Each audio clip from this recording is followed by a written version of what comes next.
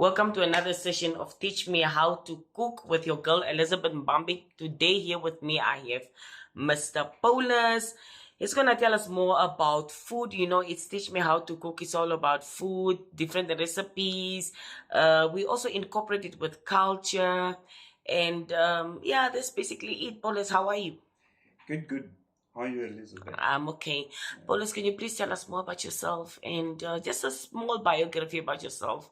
And who is Paulus? What does Paulus do? Okay, so my name is Paulus, as it has been mentioned.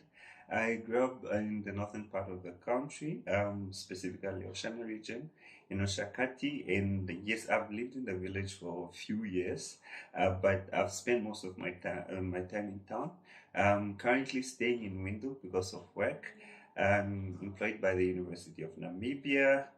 But yeah, that is basically me into the finance world, but also that I'm a foodie and I love food. So that is me. Yeah, we can see that's the reason why we are interviewing you on Teach Me How to Cook, because you love food. You are a foodie. So, Paulus, about you said that you Oshivambo speaking person. Did you say that, or am I putting words in your mouth? I am a Fugombo. I'm in Nigeria to be specific. You are in Ganjera to be specific. Yeah. So how does it feel to be in Ganjera? Let's talk about your culture a bit. How does it feel to be in Ganjera? What do you guys do? What are you guys known for? Best known for? Oh wow, okay, so this saying or a sarcasm thing that happens in my culture that we are known for stealing. I don't steal though, I don't have any case. Yeah. But yeah, about my culture, I think yeah we have run about 7 tribes in the north. And we are all known for different things, and we all speak different languages, different cultures. Even though at the end of the day we are like originally coming from one of the tribes. Apart from that, I didn't really grow up in a setting where we have culture because I grew up in town. I grew up in Oshakati, and that's where most of the cultures meet. That's where business happens. So I have little knowledge about culture, but what I know is that we are big on animals. Our homestead are made off of sticks, I believe, and also we have huts in the houses. Our traditional wears delela. I think it's pink and black and white with white stripes. So yeah, that is much of my culture. We have we are really big on food also, so we have our specific food, and I think we'll talk about that later. But yeah, that is my culture. We look at young men are supposed to look after kettles, yeah, groomed to be men, and yeah, women are trained to be ladies that keep the house safe and take care of everybody in the house. I like that you said that. Not, I don't want to say I like because I don't want to be attacked. One thing that you say that is one of the things, not the only thing that stood out. Obviously, you've said a lot of things that really stood out. Is the fact that you are known for being thieves, but I believe that every culture is known for something a little bit negative. You know, when you are Kavango, you are known for selling tomatoes or being security. When you are Gajaya, everybody is known for something. You know, something that people made up. I don't know if it's true or it's just something that people made up. You spoke on you guys are big on food. I just want to rewind back a little bit on your festive season, what you guys were doing during the festive season, because I know when it comes to festive season, people really get together, and you know, I think one love language that stand out during festive season is food. So after the break, we're gonna find out more about how your festive season was and what you guys did as a cult or as a tribe or as a family after the break.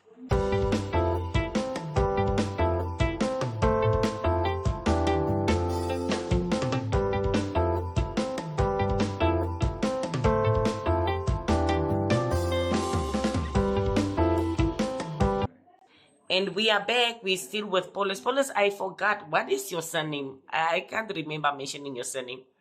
My surname is Katuta. It sounds Herero, but I don't know what it means. But if you have to put it in my language, it's something wet. Katuta, something small that is wet, I think. But yeah, I'm yet to do my research on my surname. Oh, okay. Yeah. Paulus, we want to know about, like we said before the break, we were talking about, we're going to find out about your festive season. And this is teaching me how to cook. We, as much as we want to have the background of, someone's culture and everything, but food is the biggest thing here. What were you doing? Okay, let me not assume that you guys were busy with food. What were you doing during the festive season, and how was festive season for you as a family? I think yeah, definitely. I think it's a culture. I don't know if it's a Namibian culture or my culture, or the world's culture. I think December is always seen as family time. So definitely, my family is not that big. Okay, the extended family is really big, but my family that I stay with is not that big. So definitely, we are always committed to meet each other December because we feel like that is the only time where we can all meet at once because of the responsibilities and when we are in the country. So as a tradition now in my culture, we in my house we came together. Definitely we had to give our portions to contribute in terms of food or the activities that we are doing. I remember very well. I think my granny bought the goat. It's also a tradition to buy a goat, so there should always be a goat. And definitely, as we handled the food, the ingredients. So yeah, it was a very one of those special moments that you get once in a while or once in a year. So definitely, food played a very major role. The reason why we had to buy goat's ingredients, we all want to come together, cook together, celebrate together, eat together, even extend it until family day, where we can just spend more time together, reflect, set visions for the following year, and all these type of things. But definitely, food played a major role. So what type of food did you cook? Which part did you play? What did you cook? Okay, I don't like cooking, to be honest, but I love eating. Even when you're yeah, I know when food is nice and food is bad, but yeah, I believe my family they are good at cooking. So I remember having lasagna, having traditional bambo food.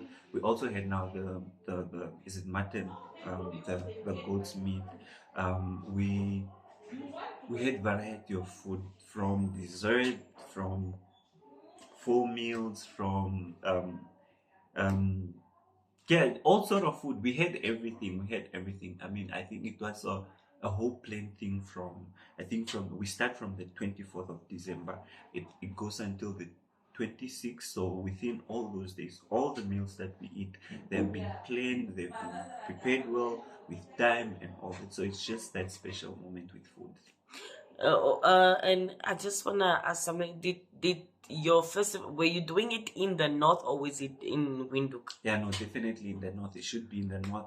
That's where the roots are. That's where the grannies are. So we definitely have to make time for our people, especially the old ones, most especially that they can't travel outside long distances. So it's us, the young ones, that have to go to our people in the north. So after the break, we're gonna talk about your favorite dish, and you're gonna take us through how that favorite dish is being prepared. Doesn't necessarily have to be something from your tribe, but just your favorite dish in general after the break.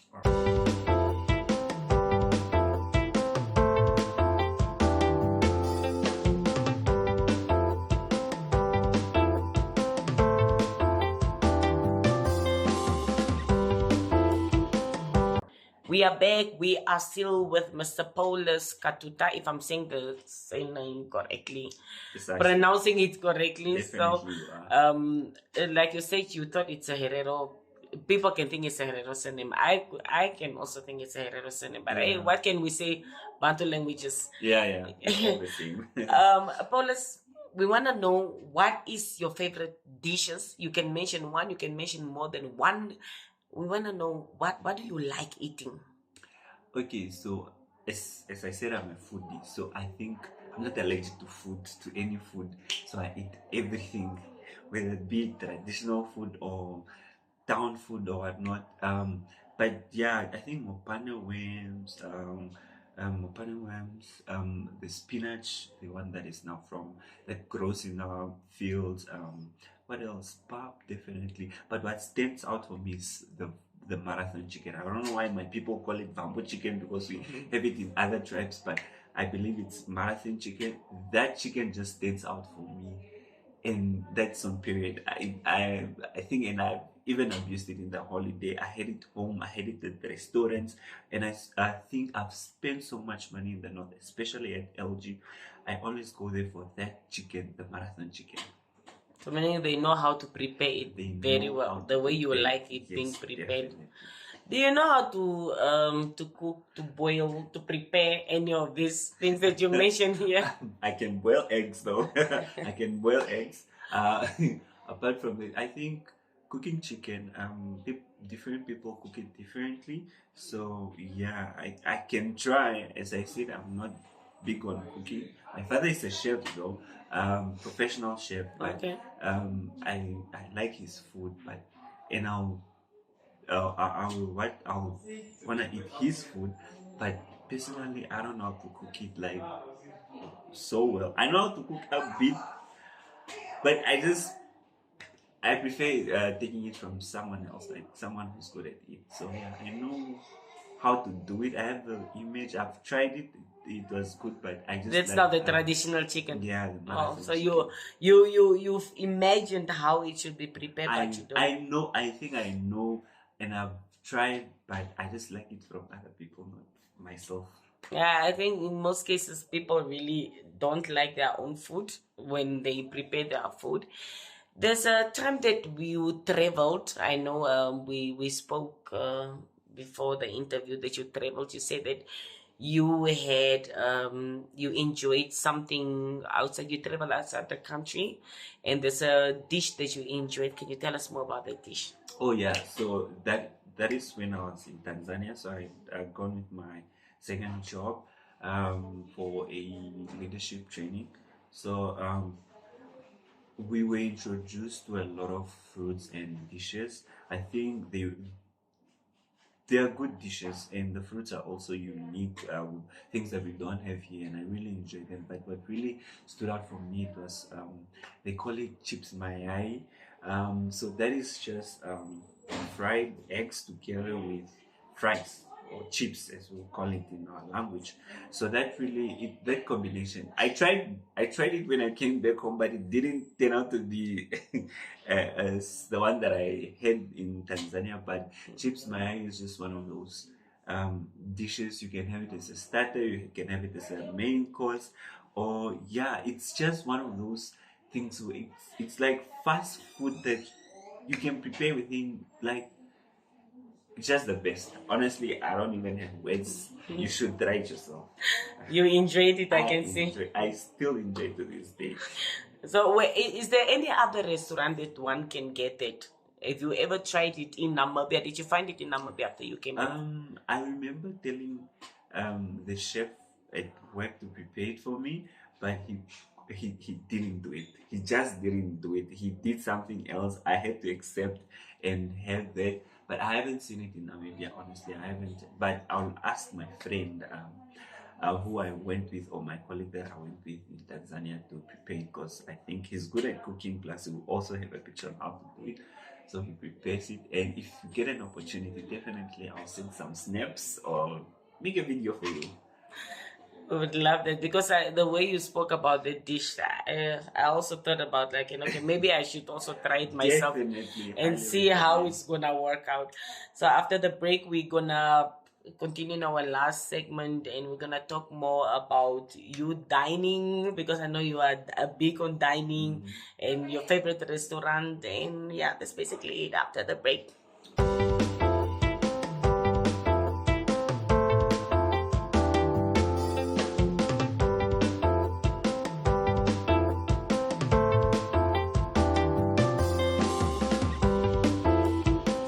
And we are back.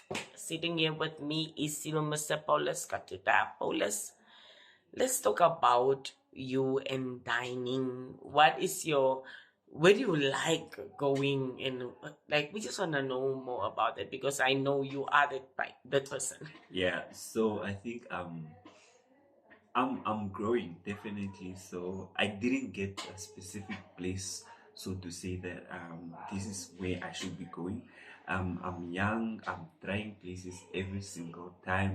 I'm just getting money now, so I believe this is the right time for me to dive in it and touch everything everywhere. So yeah, I think I've been to quite a few places in Windhoek that I really enjoyed. Just to mention a few, I think the book, the Stellenbosch, what else? I've been to the most of also the restaurants in Eros. I know there's that street where they have a lot of restaurants, the Goodfellas Village, blah, blah. I've been there, in Vega, I've been there, and I've really enjoyed my time in most of these places, if not all. Yeah, so that is just the how you things. I'm here to try more. I'm big on dining. And yeah, I'm really enjoying everything around that space. When you dine, I want to know, like, when you go dining or when you dine, I want to know what is your favorite food? What do you like ordering? Your favorite dish when you are at a restaurant? Okay. I think steak would be the favorite one. And I think the one that is in my head is in the north. It's a restaurant in the north. They just gave me the best that I haven't had like in the longest, or that I've never had in my life. And I think that was Destiny Hotel, that it was in Pashakati. So here, yeah, I tried here and there the steak, but yeah, it's meat after all, same taste, but just different, ingredients and all that. But that is my go-to. And also coming with dry red wine, and I'm also a big fan of wine, especially the dry wine, South African wine, and to be specific, Merlot and Pinot Noir. So those are my go-to wines when I'm not having a conversation, I'm just alone dining. So, what do you, besides dining and what do you like doing in your free time? So most of my time I spend it on writing. I like books. As I said, I'm young. I'm getting money. I think I'm buying a lot of books, and I'm enjoying it so much. I'm spending more money on books. I think it's a great one of the greatest investments, and definitely they've taken me so far. And I think everything that I do in my life, I always resonate with the books that I'm reading and whatnot. So yeah, definitely my time, my spare time, I prefer reading, not watching movies. I'm not a big fan of screens. So yeah, reading books, it's just my thing. Yeah, and also spending time with friends. I love going out. I love going out, dining to be specific. So yeah, yeah. And how about your parents? Do you sit with them? Do you chat to them? Do you guys get together? Because one of the things that make up you know um, cultures and stuff is us sitting with our grown-ups and with the grown-ups, with our parents and our family. We want to know a little bit more about your parents as well. Definitely, I think parents play a major role in a person's life, and I think, it's a privilege when you have your parents around and you sit with them to have conversation. And I love the fact that my parents, okay, I've been raised by a lot of people. My two grannies. I spent little time with my mom and my parents now in Windhoek. I think I'm always grateful to have an opportunity to sit with elders, right, and just view their worlds, and also like just get wisdom from them, especially the grannies that are in the north. I think it's always good if you sit with them and hear what they have to say, and also now listen to the past events, and also how they handle situation. I mean, as much as they say there's nothing new under the sun, definitely that's how we even pick up and we fight back life problems. We all have problems, but when you get the right direction or when you have the right people in you, you always have a chance to succumb to these problems. And I think parents just makes it perfect, and they're just there. And I mean, parents are there for us. I don't think they will be okay. Maybe some, but they'll never want bad things for you. So just spending those 10, 15, 20 minutes with parents, um, it's one of the greatest things that you can do. And then eventually they'll go one day. So definitely, right now is the time to spend those few hours and minutes with parents. And the ones that are not, I think they just stand out for me because they know much about life, and that's where you get wisdom. um, Life is about learning, applying what you have learned to the future, that you are going to experience. So now you having parents in those aspects, in all aspects of life, just be the best thing that one can experience in a lifetime. Are you the only child, or do you have others? Okay, on my dad's side, I'm the only child. On my mom's side, I'm the firstborn of three. So I have a sister and a brother. I have a younger brother, and I think he's 3. So I don't call him my brother. I call him my son, since definitely somehow starting to take care of him, and eventually I'll fully be taking care of him. Parents are getting old, so yeah. The other thing that I want to find out, how your culture is compared to how the cultures, the traditions, things that people follow, how it used to be compared to how it is right now. Okay. Do you think it's still the same, or do you think that it's dying out? I think when we're talking about revolution, it also applies in culture. So we don't I don't see us practicing culture as it was done in the past, and definitely education also played a huge role. Now that we have to come to window, we are educated, we are working in offices. We Back in the days, people in my culture didn't do that, so they stay home, they handle life in a different way different as way and even the way they were living is so different to how we are living. We are adapting to the evolution, the technology, the whatnot. So definitely, somehow we have disregarded the traditional aspect of our lives. So yeah, there's a very huge gap between where people were back in the days and where we are right now. So definitely, culture has faded, and I think it will keep on fading. I don't know where we are heading. We know that we are heading to Vision 2030, but I don't know what it means for culture. Definitely destroying it, but yeah, we'll take on what we know to the next generation, but we do not have the right accounts and also the practices that our parents had in the past. Any final remarks that you'd like to give or share with somebody who is watching right now? Okay. Okay. Since about the program is about food, so Yeah. I think it's just yeah. I like to say that people should live in the now, go out, try new places, try new food.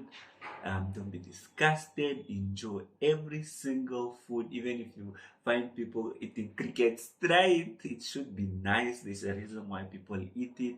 So just dive into their perception and yeah, enjoy that moment. Let's unite with food. I think food brings us together, health and great things. So definitely, let's enjoy food. Let's enjoy food and appreciate food while we can.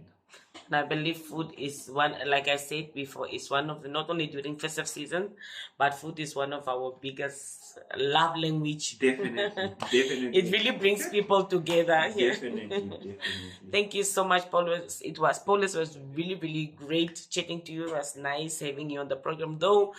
We really wish that you could give us some ingredients of something, but yeah, we understand that you love food, but you do not know how to cook. Unfortunately. At least we picked up a thing or two from what you explained. Thank you very much. You. Thank you.